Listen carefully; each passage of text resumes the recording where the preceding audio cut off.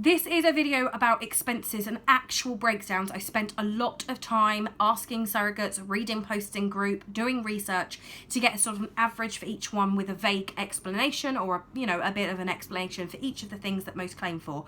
Now, don't forget, not every surrogate will claim for every single bit of this. In fact, I don't know a single surrogate that claims for all of these, and not every surrogate is going to claim for the higher end of averages. Some will claim below the averages, some will claim above the averages. It really does depend, and cost of living varies greatly depending on where you live in the country. So if you're further down south, unfortunately, like myself in some ways, it might cost a little bit more in some areas than if you are up north. It varies massively, so please do bear this in mind, and excuse my miniature rants on some of these things. It's obviously, having been told that I am extorting infertile people and I'm taking advantage or I'm a horrible person, and I've dealt with a lot of negative stuff, not only on YouTube, in groups and stuff, so I'm trying to be as very open and honest about this as I can with the backing of research. So one of the first ones is loss of earnings. Now, this isn't just the surrogate's loss of earnings. This can be her husband, her wife, her partner, her mother, her best friend, whoever it is that takes time off, unpaid leave, during the pregnancy, during the labour, or after the birth. Now, the afterbirth period, I mentioned this covers pretty much a 2-week period, and most of us will go back to work or whatever. But obviously some will have a slightly longer one. So again, they will have higher costs if they have surgery or post-birth complications that can last up to 6 months. Not that anyone ever claims for 6 months worth, but just so you know. And that varies massively between £1,500 is the lower end for the most people, up to £6,000. Now, some will only be £800 or £500 or whatever, in which case kind of jealous, and some are £8,000 plus. I've seen all of these. That's why it's a huge bracket, but that is the average, tends to fall in between. So I'd say the average is about £4,000 claimed. Childcare is another huge one. Down here it costs significantly more than it does in somewhere like Grimsby. That would be £2,000 to £6,000 variant on that one. It hurts a lot because a lot of surrogates, we do have a few children, 2, 3, 4, 5 children, and obviously it costs a lot. It's the average around here is £220 per week for one child. Thank goodness for school and after school clubs and breakfast clubs, because that saves an awful lot than if you have a child that isn't in education, because wow. Cleaner, not everyone claims for this. Some people have more, some have less, but the average works out as £10 per hour, and most cleaning companies will have a minimum of 4 hours per week.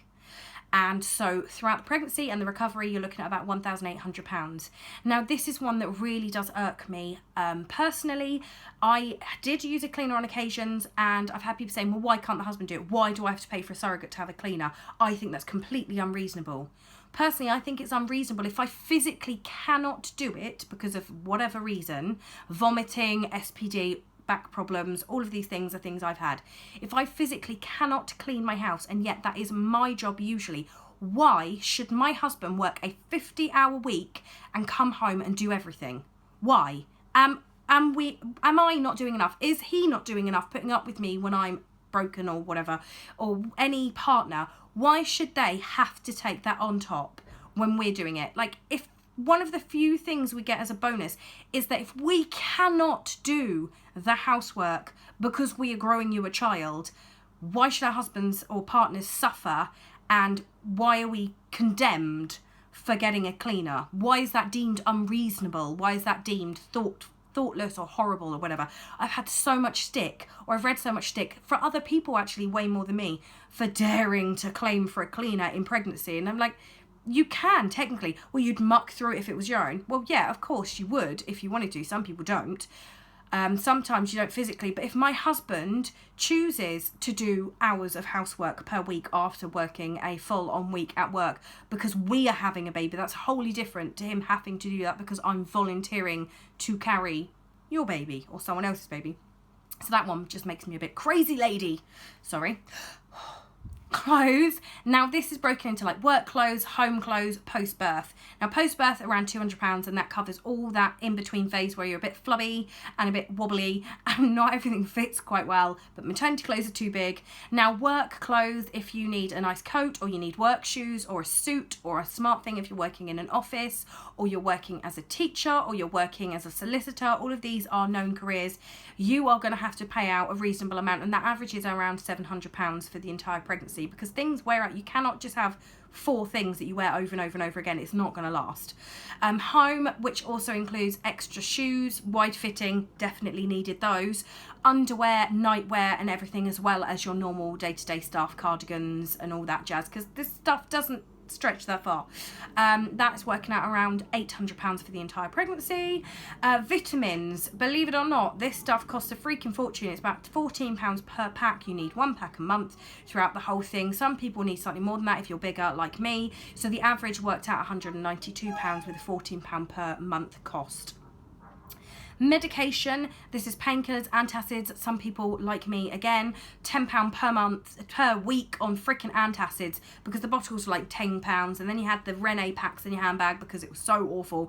And I had this at the beginning, again at the end, so if you're working this out, and other people do have like those heat packs that you get, that you like rip the thing off and they warm up, or the Cool and Soothe, or various things because of issues in pregnancy.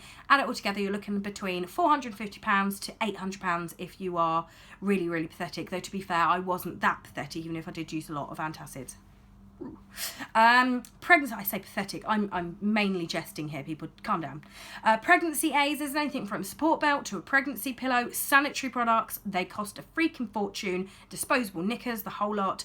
My sanitary stuff was slightly more expensive again, trying to make other surrogates feel better for this one, because I use cloth sanitary protection, so I choose to spend a bit more, but I didn't claim for like a support belt or pregnancy pillow or anything like that myself, so mine was still lower than a lot of people's, but that is between £1,200 for everything throughout the whole pregnancy, and some people use liners every day, and £2,000 for the slightly more expensive lady. Check out those fancy sanitary towels, love, and those really sexy disposable pants. Food was another big one. This can be quite a diverse amount. Bearing in mind this covers convenience food, quick cook food, the odd takeaway is another one. People go, why should I pay for a takeaway? That's really lazy. Bite me.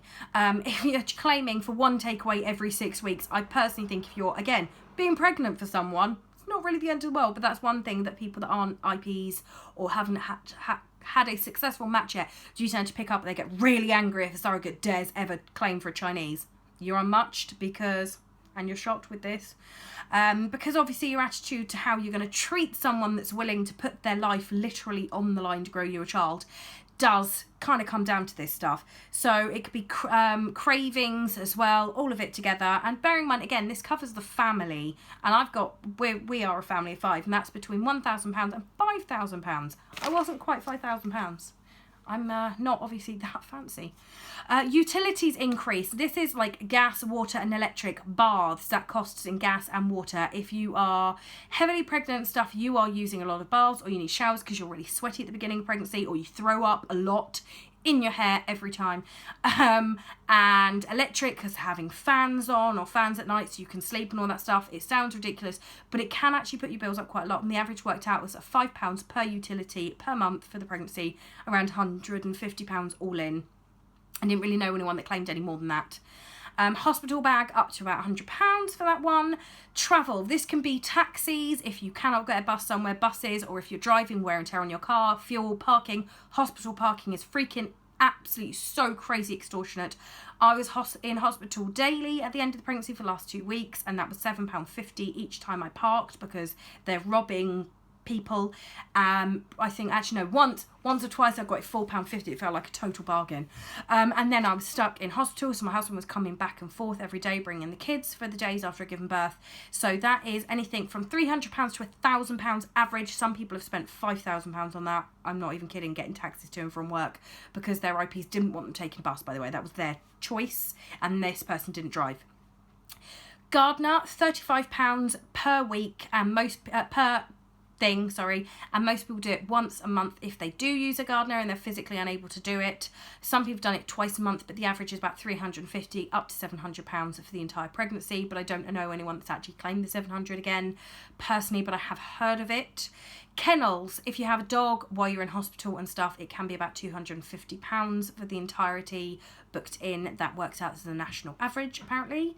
Treats for children. Now, this is a bit of a funny one. Some people do it, some people don't. But when you are heavily pregnant or you are physically incapable of doing anything, sometimes you will send the husband to soft play to let them run around and be crazy, or go to the cinema so you can just sit down and feel sorry for yourself or something like that. Throughout the entire pregnancy and post-birth, you're looking for about, where am I looking at? £200 to £1,000 throughout the entire pregnancy and post-birth recovery, which I don't think is unreasonable. Children miss out on having a mummy a lot, or they did if you have a hard pregnancy, and I don't think it's unreasonable to expect to have the odd treat for your kid. Maybe get an ice cream while they're down the park whilst you are dying pathetically in a corner. Was that just me? Chiropractor or physiotherapy if you have something like back problems or SPD. Again, not everyone does. It works out around the average of £40 per session. It's actually more expensive where I am. And if you're doing it once a week for the 15 weeks end of pregnancy or adjustments after you've given birth or whatever, it works out an average of around £600 for that alone. And a post-birth break for all some people put in is not something I had the money for, but again, for the family to go away to Butlins for a weekend or something, if you're unfortunate enough to give birth at the beginning of school holidays, it's going to cost you more, and that's between £1,000 and £3,000, and that is literally a Butlins break in the UK. No one's, well, I don't know anyone that's buggering off to Florida. Trust me, if that was an option, I totally would have done it. I want to go to Florida. So if you took the top end of each of these things and claimed for all of them, or a surrogate did, it would cost, their expenses would be £29,100. Feel free to go through and add it up with the calculator yourself. I don't double check it.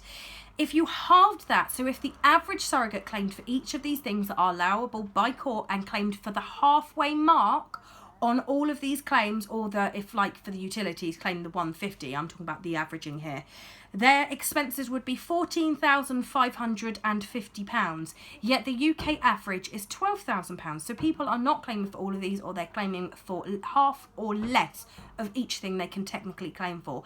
And yet we are all written up automatically, if we have expenses over £2,000, as being money grabbing ladies of the night. And it does make me quite sad, and it does make me cross, because if you just sit down and work it out, you will realise that actually it does cost a lot. And yes, your husbands can use annual leave after you've given birth, or your wife or whatever, for 2 weeks. But why should they lose all of their holiday to be stuck in the house whilst you're basically nursing your stitched up crutch or your stitched up abdomen, or if you are really lucky, just a slightly abused crutch? For 2 weeks. Why should they use such a large chunk, half of their annual allowance of holiday, to basically be your slave and run the house, and they're not getting a break? And then if they did want a post-birth break, that'd be it for the year. There'd be no other days off, because that would be all of it gone. And that's why loss of earnings is quite high. So I hope this has helped. I hope I don't look too bitter and annoyed.